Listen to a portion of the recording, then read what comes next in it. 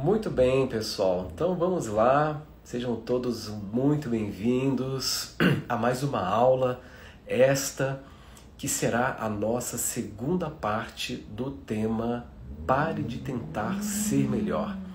Como eu havia comentado, não é? Como o tema ele é muito amplo, ele é muito extenso, eu fiquei de fazer uma segunda parte para continuarmos a nossa reflexão.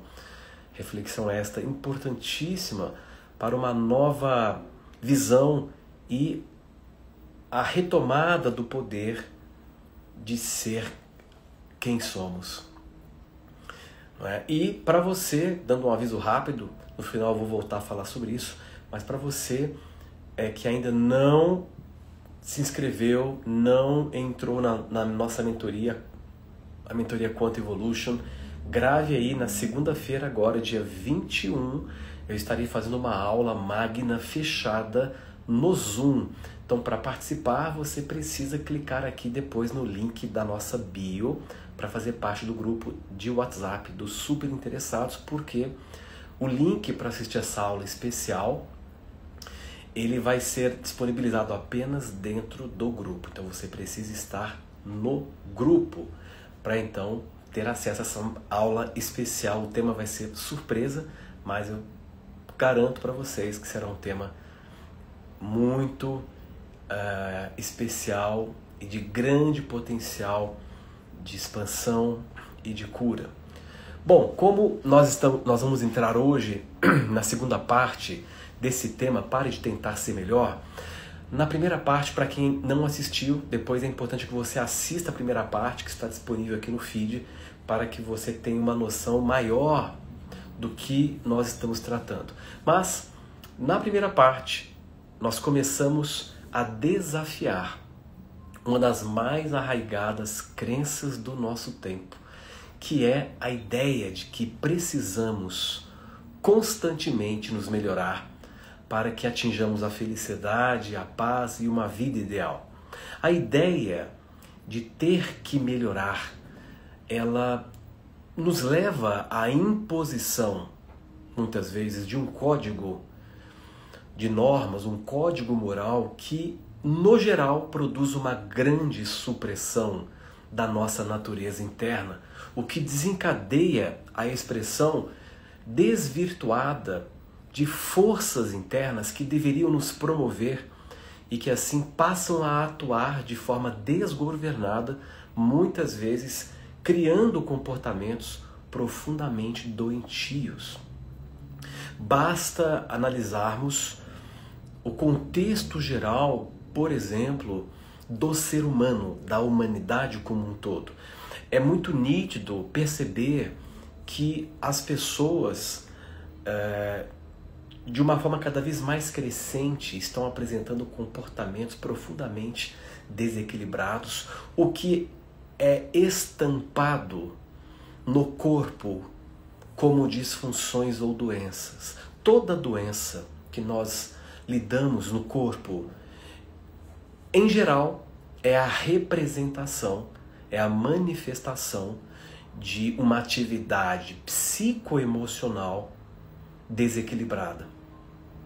E quando eu me refiro a uma atividade psicoemocional desequilibrada, eu estou colocando uma atividade que é o fruto de um processo de repressão da nossa natureza.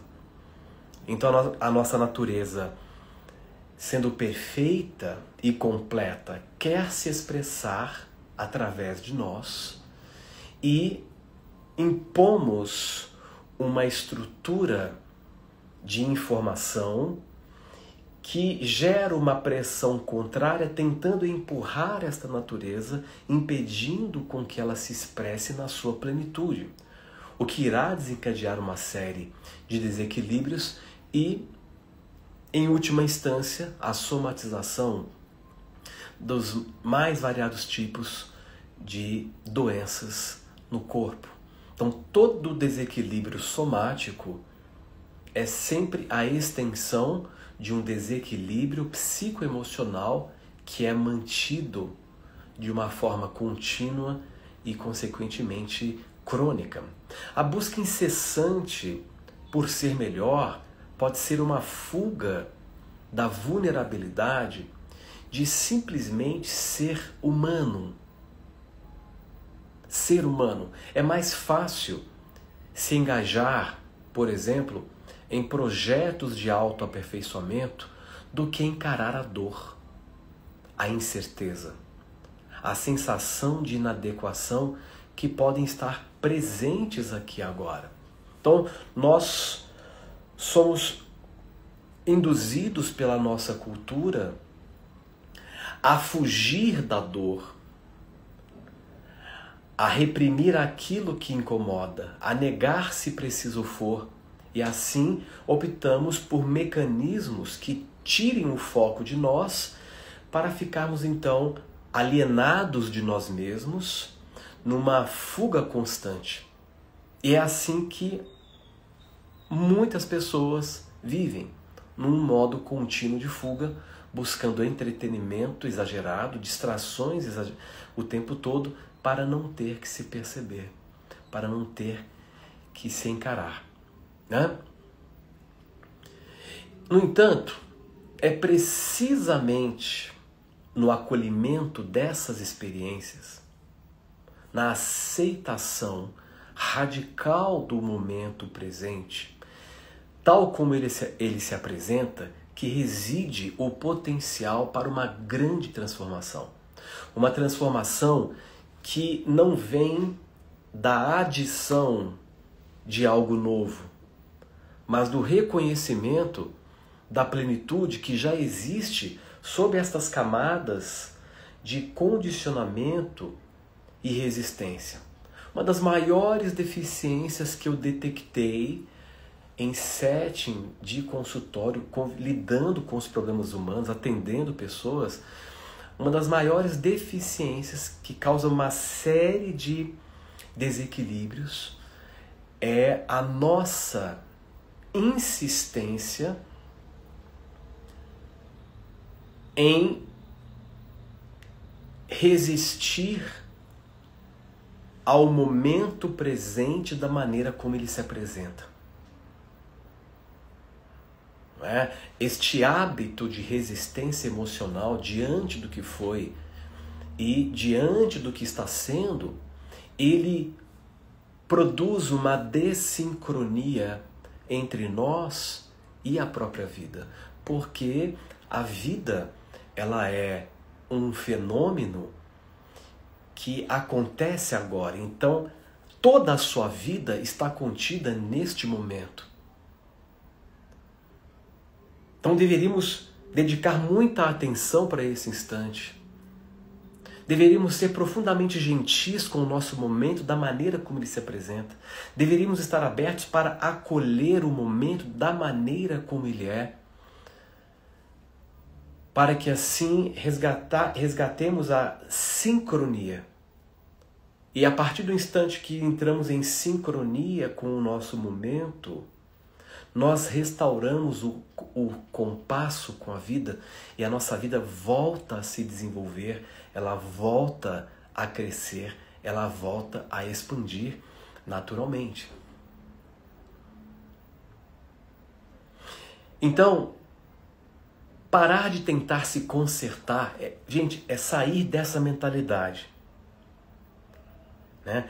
Parar de tentar se melhorar, se consertar, portanto, não é um convite à estagnação, mas é um chamado para mudar o foco da luta contra o que somos para a investigação curiosa e compassiva de quem somos.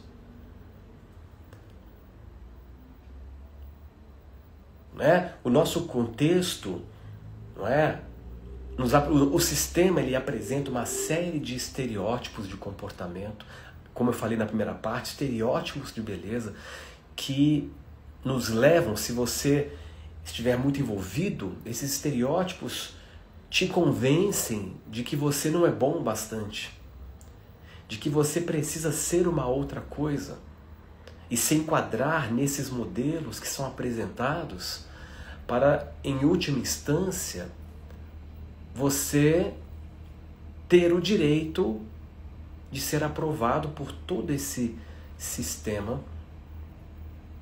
que, via de regra, adoece as pessoas. Aqui eu me lembro de uma frase muito sábia do grande pensador Krishnamurti: não é sinal de saúde estar bem adaptado a um mundo profundamente doente. Estar bem adaptado a este mundo profundamente adoecido não é sinal de saúde. Percebe?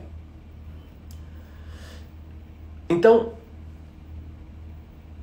o que eu estou propondo, na verdade, é um convite para descobrir que talvez o eu, que precisa ser consertado,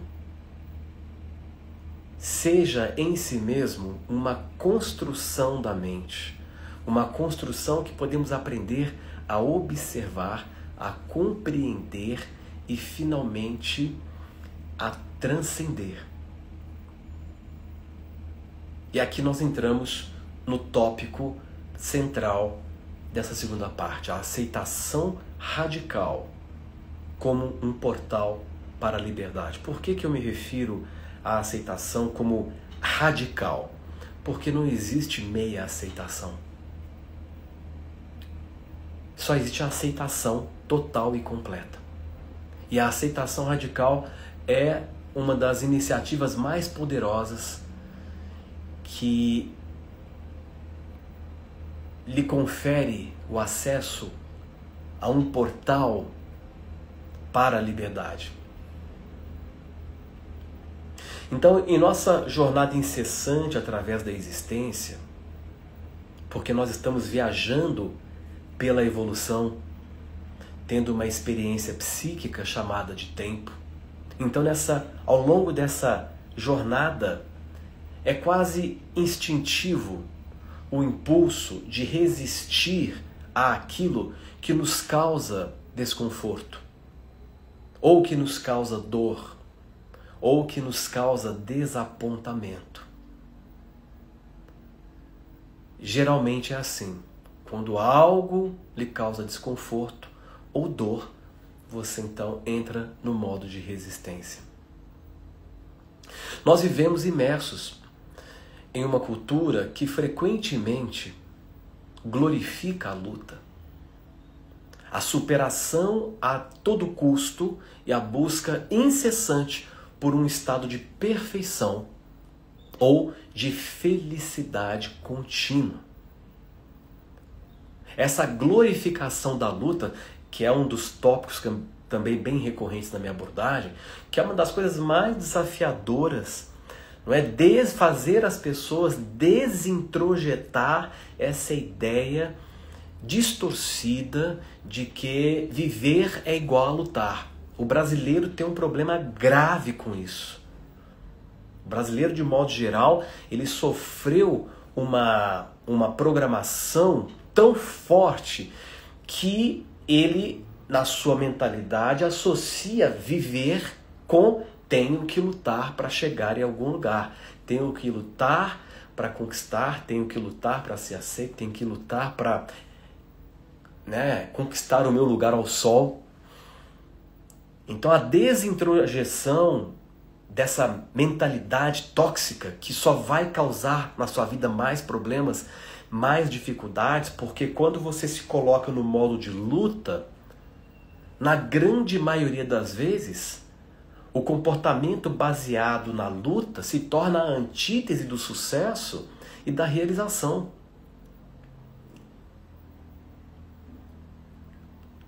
Aí você vê pessoas que lutaram muito, chegaram em algum ponto de conquista, mas a que custo? O quanto elas perderam ao longo da trajetória da luta? Muitas vezes perderam saúde, perderam relacionamentos, perderam, enfim, amizades. Não é mesmo? Então, essa é a mentalidade. Embora possa impulsionar certas conquistas externas, não estou falando que você não pode conquistar coisas através dessa mentalidade da luta, mesmo ela sendo contra-intuitiva do ponto de vista da evolução da natureza, do universo. Então ela pode te impulsionar a certas conquistas externas. Muitas vezes ela também nos aprisiona em um ciclo paradoxal de sofrimento interno. Quanto mais lutamos contra a realidade presente, mais nós nos distanciamos da paz que tanto almejamos. E quanticamente, e aqui entra um princípio quântico, a forma como eu observo a realidade será a mesma forma que a realidade irá me observar. Isso quer dizer que a forma como eu observo produz um efeito na realidade que irá justificar este ponto de observação. Quando Pedro colocou aqui que nós somos luz e sombras e não temos que fugir disso, na verdade, Pedro, é exatamente o contrário do que eu estou propondo. Não é fugir, é acolher.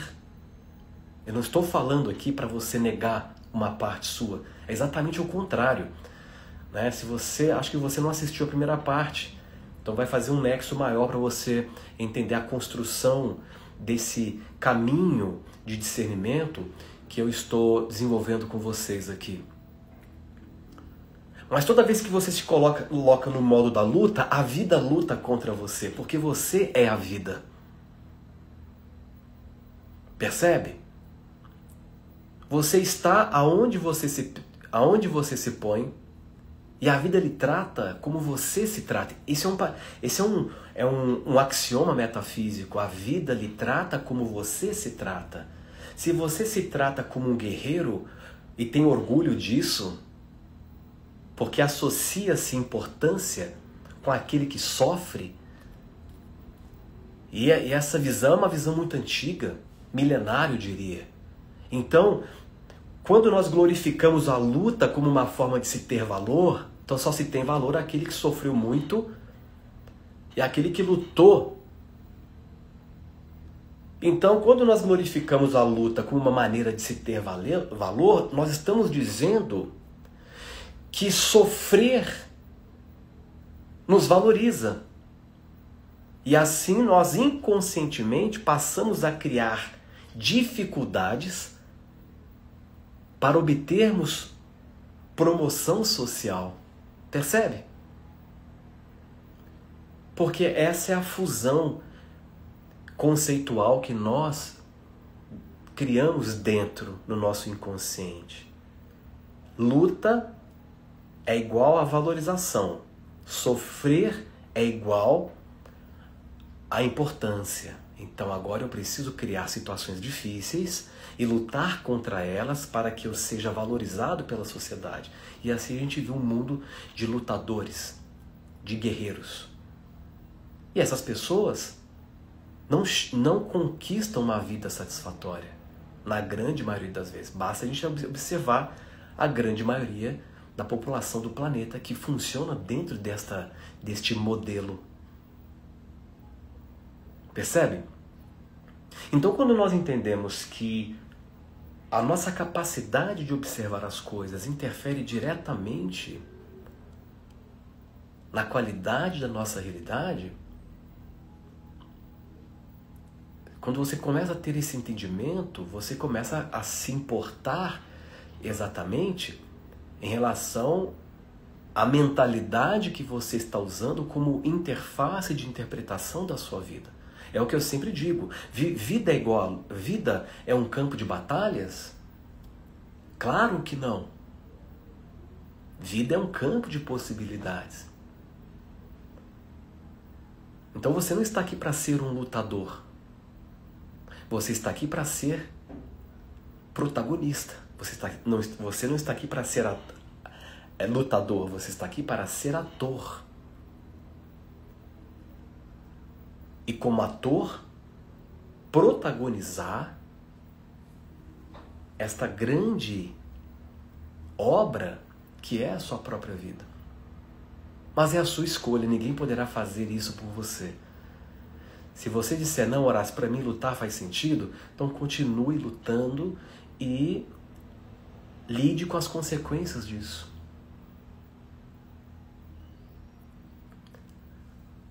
É uma questão de foro íntimo, é uma questão de entendimento. Né? A tentativa, veja, de consertar a nós mesmos e ao mundo, ao nosso redor, quando originada de uma não aceitação fundamental do que é ou do que pode ser, transforma-se em uma batalha exaustiva e, em última análise, infrutífera. Então eu gostaria que vocês gravassem muito bem isso que eu estou colocando aqui. Você está aonde você se põe e a vida lhe trata como você se trata. A sua vida sempre será o reflexo da maneira como você a observa. Mas há uma alternativa radicalmente diferente. Um caminho que, à primeira vista, pode parecer contraintuitivo, mas que carrega a promessa de uma liberdade profunda e autêntica. E essa alternativa é exatamente o que eu chamo de aceitação radical. Não só eu, muitos outros pesquisadores, não é, que vêm estudando há décadas o funcionamento do comportamento humano, da consciência humana e as relações e inter-relações com a mecânica da realidade, também já chegaram nessa compreensão. Então, esse caminho alternativo é um caminho que ele pode ser seguido, né? E foi o caminho que eu comecei a seguir, caminho este responsável por uma grande metamorfose existencial. A minha vida começou a dar sinais de que havia uma cooperação. É como se a vida resolvesse olhar para mim de novo e resolvesse cooperar comigo. E assim tudo ficou mais leve, tudo ficou mais fluido. Mas esse olhar da vida de uma forma mais compassiva, de uma forma mais facilitadora, ele só aconteceu quando eu parei de olhar para mim de uma forma difícil. Quando eu deixei de ser um agente dificultador da minha própria existência e passei a ser um agente facilitador da minha própria vida. Quando eu comecei a olhar a vida com outros olhos. Quando eu comecei a olhar para mim com um olhar mais compassivo, com um olhar mais natural, com um olhar mais puro, eu diria. Na mentoria eu trabalho muito esse conceito com os meus mentorados. E esse olhar natural, que é a maneira como a natureza lhe olha, é um olhar que não te considera nada, não te considera como algo importante e muito menos desprezível. A natureza não te considera importante e também não te considera desprezível. A natureza te considera como sendo parte dela. Para a natureza, você é você. Uma expressão única dela própria. Para a natureza, barata é só barata, não é um bicho nojento. O preconceito está em nós, na nossa interpretação, percebe? Então quando você começa a se olhar com o olhar da natureza, um olhar que reconhece que você é uma expressão perfeita e singular da própria natureza do universo, você então se torna a passagem de um fluxo de facilitação. Porque você está rompendo, talvez, pela primeira vez, com um preconceito aprendido pela cultura. De que você só vai ser aceito e reconhecido se tornar igual a alguma coisa. E quando você entra nesse jogo neurótico de tentar se aperfeiçoar, ser melhor, você começa a perder a sua configuração original. Aos pouquinhos, mesmo que ao olhar do mundo você está se tornando digno de aprovação, ao olhar do universo, você está se tornando uma caricatura. Você está perdendo a essência. E isso é muito perigoso, porque há uma série de repercussões que são desencadeadas a partir deste momento que você resolve resistir a quem você realmente é e começa a se colocar contra si mesmo. Então veja, a busca por melhorar, como nós discutimos anteriormente, frequentemente nasce da crença de que há algo intrinsecamente errado conosco ou com as nossas experiências. Essa crença, ela alimenta um diálogo interno crítico e uma constante vigilância por falhas e imperfeições. Mas é uma crença que foi aprendida. Em um mundo que supervaloriza o conceito do igual e rejeita as diferenças. Esse é um dos pontos de maior tensão na cultura planetária. Nós, enquanto cultura planetária, somos ainda incapazes, de modo geral, a acolher as diferenças. Nós temos um certo preconceito com aquilo que fere as nossas expectativas comuns de como as coisas devem ser. Nós não lidamos bem com diferença, porque nós fomos treinados a nos reduzir ao igual. Temos que ser iguais.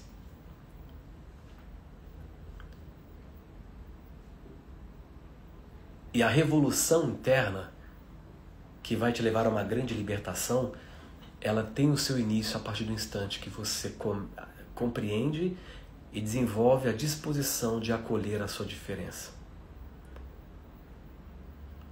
Então, quando confrontados com emoções difíceis, como tristeza, raiva, medo, a nossa primeira reação é, muitas vezes, tentar suprimi-las, tentar negá-las, né? Esse é um outro hábito, né? Ou transformá-las rapidamente em algo mais palatável. Nós somos emocionalmente treinados a nos esquivar daquilo que nos incomoda do ponto de vista emocional. Então, quando incomoda, a gente entra no modo de fuga.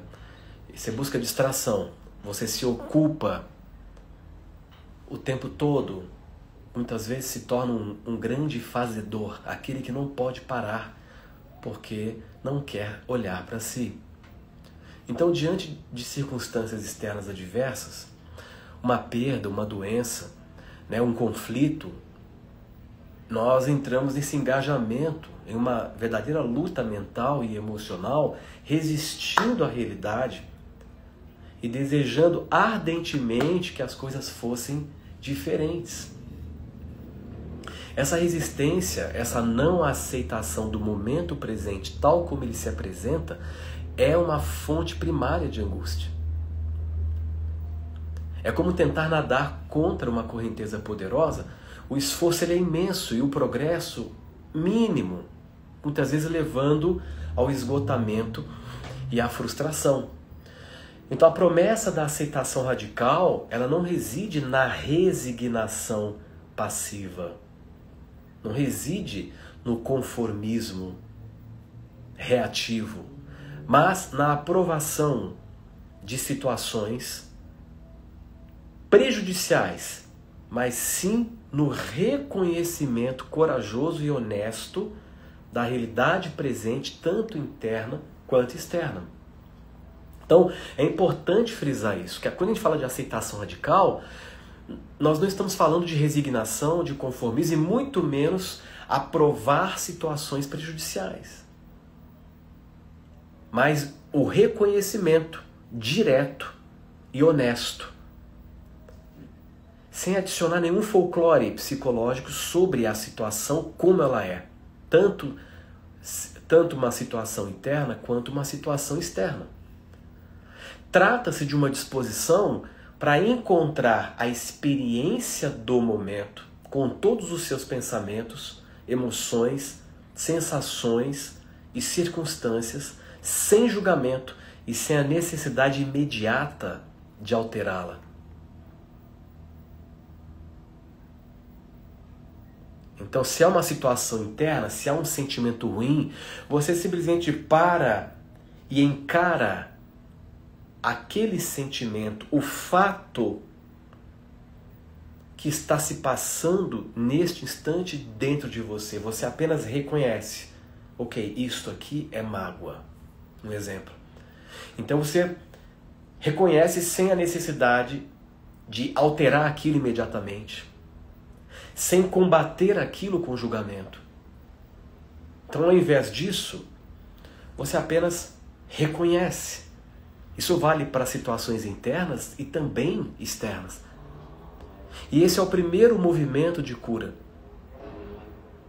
Não se pode curar, não se pode transformar aquilo com o qual você ainda luta. Não se pode curar, não se pode transformar nenhuma situação, seja ela externa ou interna, sem antes aceitá-la como ela é primeiro. Você pode estar aqui na cabeça, eu quero mudar, eu preciso mudar, eu quero ir para frente, mas se você estiver no modo de combate, de embate, de oposição com aquilo que está acontecendo, você estará se privando do acesso ao processo de cura.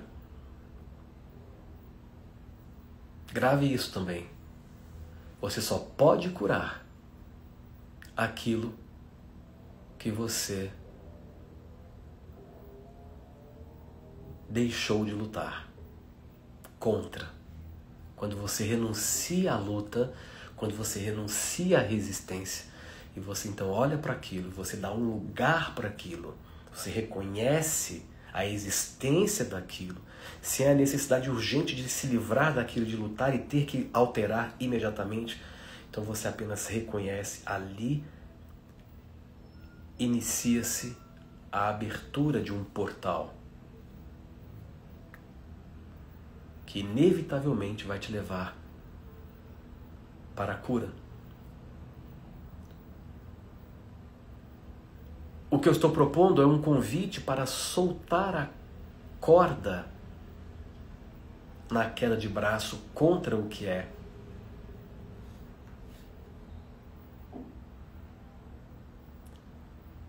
Permitindo que a experiência, ela simplesmente seja.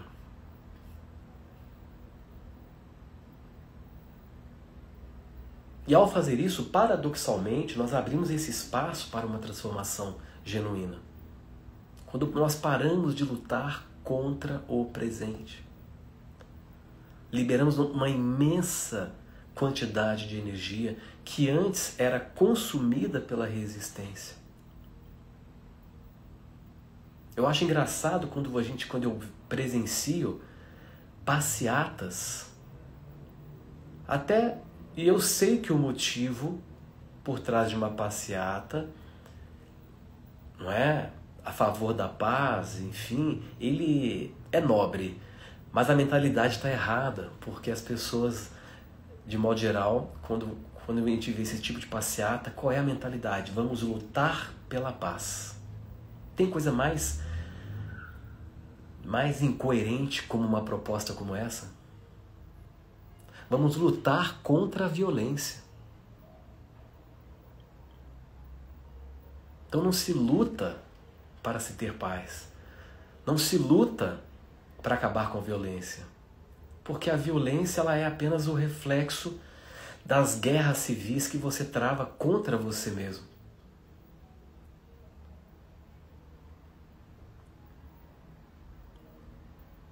Então nós não estamos preparados para viver num mundo pacífico porque nós ainda somos profundamente hostis em relação à nossa natureza e à nossa diferença. E somos hostis contra nós mesmos. O quão agressivos nós somos conosco, o quanto nós nos cobramos, o quanto nós... Não é verdade? Então, para o mundo mudar, é aquilo que Gandhi colocava. Para o mundo mudar, você primeiro precisa ser a mudança que você gostaria de ver no mundo.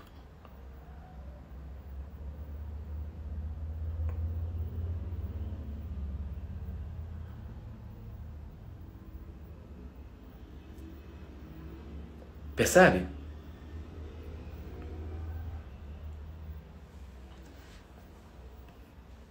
Então, quando nós paramos de lutar contra o presente, há essa liberação extraordinária de energia. Você luta para ganhar dinheiro? Olha que interessante. Você está nessa mentalidade, tem que lutar para ter dinheiro, então dificilmente você vai conseguir tê-lo. Porque quando você assume e adota a ideia de ter que lutar, tudo terá que ser mais difícil para você.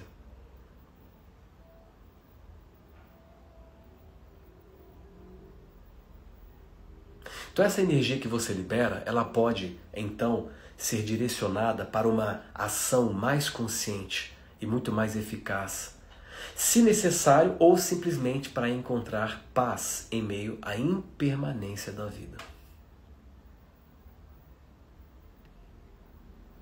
Então, o que é a aceitação radical, uma vez que ela compreende uma habilidade essencial para navegar a complexidade da experiência humana, para um descortinar que nos conduz a uma liberdade interior mais profunda. Então, aqui, nessa segunda parte, o que eu me refiro como aceitação radical transcende a noção comum de aceitação como uma tolerância passiva. É uma prática profundamente ativa e compassiva. É uma prática ativa e compassiva de abraçar a totalidade da nossa experiência presente, momento a momento, sem tentar mudá-la a priori, sem tentar julgá-la ou resistir a ela. É uma forma mais adulta, do ponto de vista psicológico, de funcionar no mundo. Então, esse discurso, ele está todo embasado, em última instância, na elaboração da visão do que é ser um adulto saudável do ponto de vista emocional e espiritual. Porque um adulto saudável é aquele que não se rebela contra a realidade. É aquele que não precisa mais de aprovação. É aquele que não precisa mais, que não se desgasta tentando se melhorar, porque ele já descobriu que a sua diferença e a maneira como o universo lhe fez é exatamente a mais pura expressão da funcionalidade. Então trata-se, na verdade, quando eu falo de aceitação radical, de um profundo sim à vida, como ela se desdobra, tanto em seus aspectos prazerosos, quanto nos dolorosos. Longe de ser uma fraqueza ou uma forma de derrota, a aceitação radical é um ato de imensa coragem e sabedoria, que nos permite encontrar efetivamente a liberdade e a paz, precisamente onde estamos, independentemente das circunstâncias. Por que é um ato de coragem a aceitação radical? Porque, via de regra, nós passamos boa parte do tempo nos esquivando dos fatos. Ou nós adicionamos um excesso de alegoria psicológica que deforma os fatos, tornando agora fatos verdadeiros dramas na sua cabeça. Então agora você não está mais em contato com o fato, você está se debatendo com um drama que você construiu sobre um fato. O drama psicológico é o hiperdimensionamento de um fato. Então quando você hiperdimensiona um fato, tornando um drama dentro de você, você também está se esquivando do fato. E há aqueles que se distraem para não ter que encarar o próprio fato ou a própria vida. Por isso que é um ato corajoso. É um ato adulto. A criança que se esquiva, né? A criança ela usa um mecanismo de defesa que é muito comum. Para quem é pai, já percebeu isso. A criança, ela geralmente usa da indiferença como um mecanismo de defesa diante daquilo que a oprime ou que a incomoda. Se o pai chega e frustra a expectativa da criança, porque ele não encontrou o sorvete que ela queria, e quando ela vê isso, ela constata que a realidade não está sendo como ela queria, e o pai tenta explicar, o que ela faz? Ela tampa os ouvidos e fica lá. O que é isso aqui? Eu estou negando a realidade como ela é, porque eu não quero ter que encarar essa frustração. Será que você não está lidando com a sua vida como uma criança lida com a realidade dela? Será que você não está se colocando de uma forma infantil no momento em que você resolve lidar ou gerenciar a sua experiência de vida? E se os pais não tiverem maturidade psicológica, eles acabam por conduzir a criança, alejando a criança do ponto de vista emocional e psicológico, tentando conduzir a criança a uma felicidade sem que eles saibam o que é felicidade. Então, para os pais, alguns, eles acreditam que privar a criança da adversidade, para que ela não tenha que lidar com frustração, é o caminho, é o atalho direto para a felicidade. Só que quando você começa a privar a criança do contato com a adversidade, quando você não começa a mostrar para a criança desde cedo a realidade como ela é, para que ela aprenda a lidar com frustração, para que ela entenda que nem tudo vai ser como ela quer, na hora que ela quer, e ela começa a lidar bem com os nãos que ela precisa ouvir, e ao invés disso você fica criando um universo artificial em torno da percepção da criança para que ela não tenha que lidar com frustração, o que você está fazendo? Nessa tentativa de proteger a criança da infelicidade, você está alejando aquela criança do ponto de vista emocional. Ela vai crescer completamente deficiente do ponto de vista emocional. Completamente despreparada para lidar com a realidade como ela é. Daqui a pouco ela vai atingir a adultidade e a vida vai se incumbir de apresentar os nãos que fazem parte. Ela vai ter que lidar com o não do zelador do prédio, com o não do gerente de banco, com o não da namorada. E é assustador você ver crianças inteligentíssimas que falam adolescentes que falam 3, 4 idiomas, dominam em tecnologia, principalmente a geração Z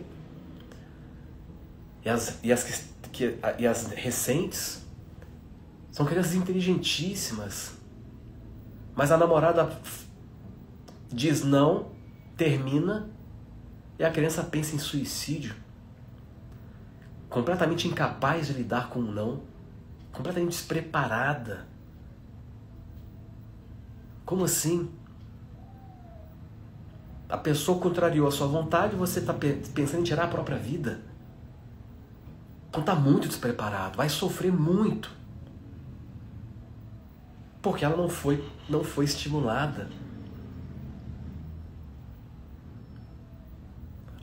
a desenvolver essa parte atrás dos olhos, que é chamado o córtex orbitofrontal, que é o setor do cérebro que nos dá a função executiva, a autonomia.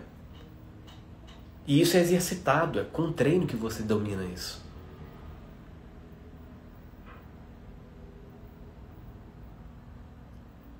Então, a nossa educação,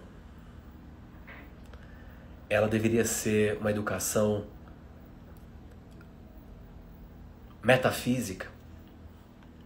A Isilda está colocando aqui, né? Tem que aceitar, mas é bem difícil. Olha a resistência, olha a cultura, olha, não é a colocação. Como a gente, ela poderia falar assim, tem que aceitar, mas ela completou, mas é bem difícil. Não é difícil. Nós estamos presos num mecanismo e nós carecemos de autoconhecimento para entrarmos em harmonia com a nossa natureza. O mundo de hoje não é difícil aceitar. Quando você tem uma certa maturidade, você entende que o mundo é o que é. Esse mundo não está aí para ser o que eu quero, para eu ficar bem. Eu falei sobre isso na mentoria de ontem, né? Os meus mentorados que estão aqui lembram disso. Foi exatamente o tema da mentoria. O mundo é o que é. Este mundo não está aqui para ser o que você espera, para você ficar bem. O mundo não está aqui para corresponder às tuas ideologias, para você se sentir bem. As pessoas não estão aqui para ser o que você espera, para você ficar bem. Essa é a postura infantilizada, imatura. É o tipo de postura que vai te prender perpetuamente em frustração e sofrimento.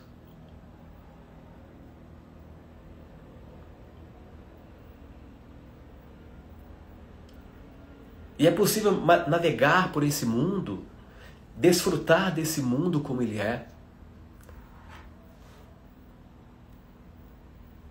se você estiver disposto a tornar a vida a sua aliada. Então a aceitação radical é exatamente esse profundo sim à vida como ela se desdobra. Tanto em seus aspectos prazerosos quanto dolorosos, longe de ser uma fraqueza ou uma forma de derrota, a aceitação radical é um ato de imensa coragem que vai te conduzir à paz. Então, no cerne da aceitação radical residem dois pilares interdependentes, frequentemente referidos como as duas asas de um pássaro, as duas asas de um pássaro. Então, no cerne da aceitação radical, nós temos dois pilares. E esses dois pilares representam as duas asas de um pássaro, que nos permitem alçar voo para a liberdade. Eu vou explicar sobre esses dois pilares e vou terminar por aqui. Né? O que eu estou colocando hoje também me faz lembrar o que Jesus colocou num dado momento, quando ele diz, eu estou no mundo, mas eu não sou do mundo. Esteja no mundo, mas não seja do mundo. É sobre isso. Esse estar no mundo é a aceitação, a rendição completa do mundo como ele é. O estar 100% em você é a rendição completa de quem você é.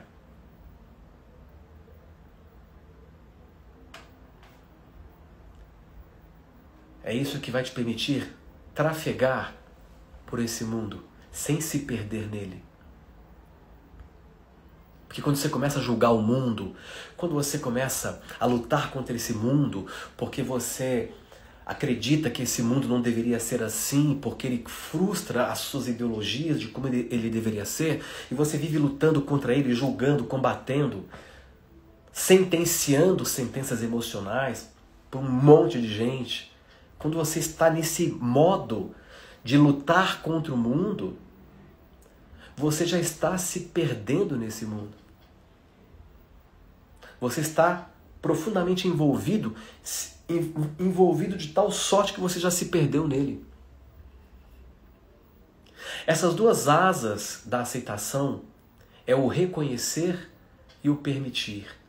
Então a primeira asa, o reconhecer ou o ver claramente, envolve trazer uma consciência plena e honesta para o que está acontecendo em nossa experiência interna e externa. É o velho exemplo que eu sempre dou. A pessoa chega no banco e descobre que ela não tem 1 centavo na conta. A vida dela acabou? Ela está arruinada? Não, qual que é o fato? Qual é o fato? Qual é o ver claro? O ver claro me mostra que o fato neste momento é que eu estou sem nenhum recurso. E eu posso lidar com isso. Então isso significa observar os nossos pensamentos sem nos perdermos neles, sentir as nossas emoções sem sermos dominados por elas e perceber as nossas sensações corporais sem recuar diante do desconforto. Representa olhar os eventos como eles são, sem exagerar para mais nem para menos. É um olhar lúcido para a realidade do momento, seja ela uma crítica interna severa, uma onda de ansiedade, uma dor física persistente ou uma situação externa desafiadora. O reconhecimento ele não busca analisar, justificar ou encontrar a causa, mas simplesmente registrar. Isto é o que está presente agora. É como acender uma luz em um quarto escuro. O primeiro passo é simplesmente ver o que está lá, sem julgamento imediato. E o paradoxo é que quando você faz isso, você está evocando uma grande força de transformação diante daquilo que você está reconhecendo de forma clara.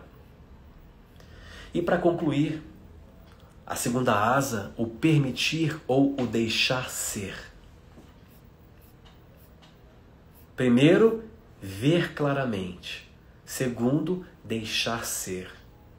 Então é o convite para que a experiência reconhecida exista tal como é, sem a necessidade de lutar contra ela, afastá-la ou agarrar-se a ela.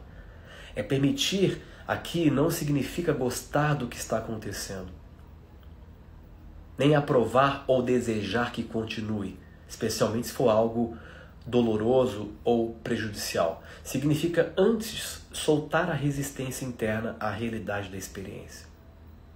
É um gesto de abrir mão da luta, de suavizar em torno das bordas do desconforto. Se o reconhecimento é ver a onda que se aproxima, permitir é deixar que ela nos atravesse, sem nos enrijecermos contra seu impacto. É entender que por mais intensa que seja a experiência, ela é parte do fluxo da vida. E nossa resistência a ela é o que frequentemente amplifica o nosso sofrimento. Então, é crucial enfatizar que a aceitação radical ela não implica em concordar com a situação em si, especialmente se ela envolve uma injustiça, abuso ou dano. Não se trata de dizer que o que está acontecendo é bom ou certo. Pelo contrário, a aceitação radical é sobre concordar com a realidade de que a situação está acontecendo. É reconhecer os fatos do momento presente.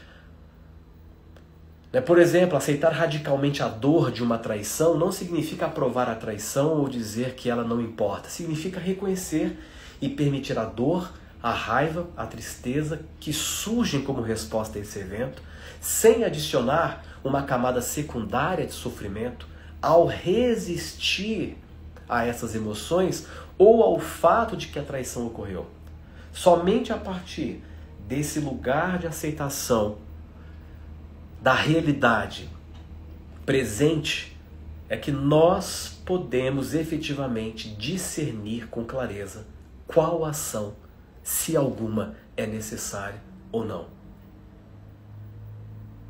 Então, através da aceitação radical, surge o convite para acolhermos a impermanência e a incerteza como aspectos intrínsecos da existência.